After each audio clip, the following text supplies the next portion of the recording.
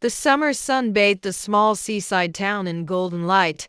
Jiwoo, visiting her grandmother's house for vacation, wandered the beach collecting seashells. Nearby, a girl with short hair was painting the horizon on a canvas, her brush strokes fast and passionate. Jiwoo couldn't help but stop and stare. The painter noticed Jiwoo and waved. "Want to see?" she asked with a cheerful grin. Her name was Hyatt. The canvas showed the sea glittering like living glass, and Jiwoo was stunned by its beauty. "It's like magic," she whispered. Hyan laughed. "It's easier when you love what you see." Days turned into a routine. Jiwoo would collect shells, and Hyan would paint. Slowly, they began spending the afternoons together, Jiwoo telling stories of city life, and Hyan sharing tales of the ocean and her art. Laughter mixed with the sound of waves became their daily rhythm. One evening, as the tide rose, they sat on the pier with their feet dangling above the water.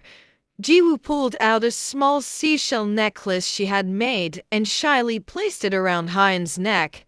Hyan blushed deeply, fingers brushing the gift as if it were treasure. They explored the town together, sharing ice cream under colorful umbrellas, riding bicycles past flower fields, and sneaking into the lighthouse at night to watch stars over the sea. Each moment stitched their lives closer, like waves sewing the shore. But soon whispers spread in the small town.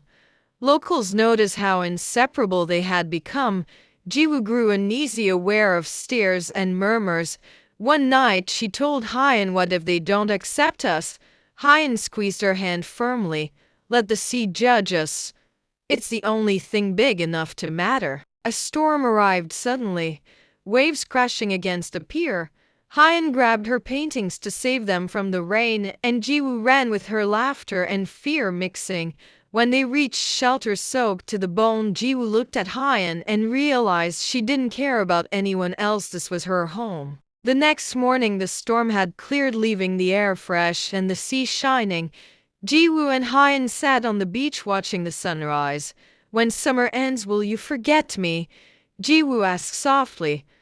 Hyan shook her head, brushing a strand of wet hair from Jiwoo's face. "Never." On Jiwoo's last night before returning to the city, they climbed the lighthouse one final time.